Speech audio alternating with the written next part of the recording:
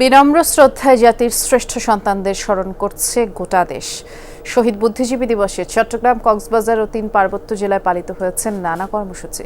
চট্টগ্রামে পাহাড়তলী বধ্যভূমি চত্বরে ফুল দিয়ে শ্রদ্ধা নিবেদন করে বিভিন্ন রাজনৈতিক ও সামাজিক সংগঠন।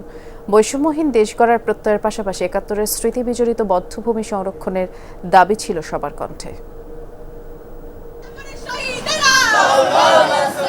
ভোরের আলো ফুটতেই চট্টগ্রামের পাহাড়তলী বধ্যভূমিতে আসতে থাকেন সর্বস্তরের মানুষ। শহীদ বুদ্ধিজীবীদের স্মরণে নীরবতা পালন এবং ফুল দিয়ে শ্রদ্ধা নিবেদন করেন বিভিন্ন রাজনৈতিক, সামাজিক, সাংস্কৃতিক, পেশাজীবী সংগঠনের নেতাকর্মী সহ অনেকে। বাদ যায়নি শিশুরাও। আজকে আমি বড় মানুষদেরকে ফুল দিয়েছি, তাদের জন্য গান গেয়েছি। আমরা সবাই আসছি, এসে আমরা ওনাদেরকে ফুল দিয়েছি, ফুল দিয়ে গান করেছি। এটা আমাদের সবার কাছে ভালো লেগেছে। বেলা বাড়ার সাথে সাথে স্কুল, কলেজ, বিশ্ববিদ্যালয়ের শিক্ষার্থী, সরকারি বেসরকারি প্রতিষ্ঠানের কর্মকর্তা, রাজনৈতিক দলের নেতাকর্মী ও মুক্তিযোদ্ধারা শ্রদ্ধা নিবেদন করেন। জানান, চট্টগ্রামে ৭১-এর স্মৃতি বিজড়িত অন্তত ১১৬টি বধ্যভূমি আছে অযত্ন অবহেলায়। এর মধ্যে শহরে আছে ৬১টি।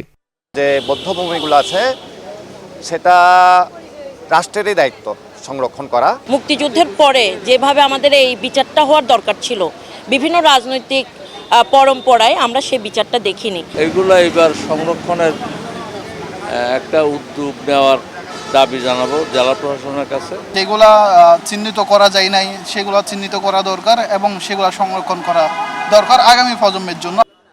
শ্রদ্ধা নিবেদন করতে এসে এসব বধ্যভূমি সংরক্ষণে পদক্ষেপ গ্রহণের আশ্বাস দেন সিটি মেয়র। শহীদের রক্ত কখনো বৃথা যেতে পারেনি, কখনো বৃথা যায়নি।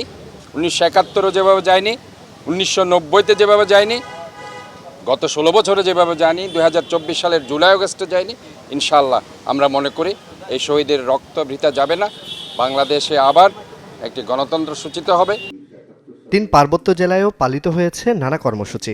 রাঙ্গামাটিতে বুদ্ধিজীবী দিবসের আলোচনা সভায় জেলা প্রশাসক, পুলিশ সুপার, সিভিল সার্জন সহ আরও অনেকেই অংশ নেন।